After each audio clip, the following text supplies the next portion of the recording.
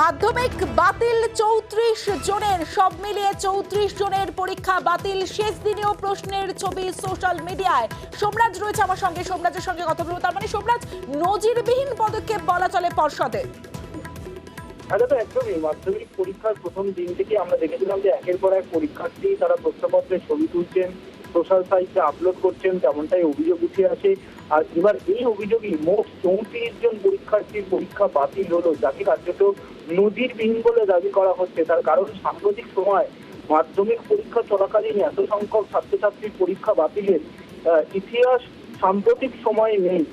এবারে মধ্যশিক্ষা পর্ষদ মাধ্যমিক পরীক্ষার প্রশ্নপত্রে কোড ব্যবহার করেছিল, যে কোডের মাধ্যমে কোনো ছাত্র বা ছাত্রী যদি প্রশ্নপত্র আপলোড করে পরীক্ষা শুরুর পর, তাহলে সঙ্গে সঙ্গে সেই পরীক্ষার্থী ধরা পড়ে যাবে।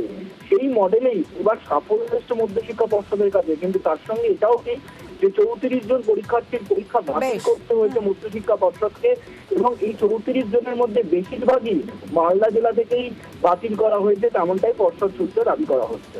বেশ।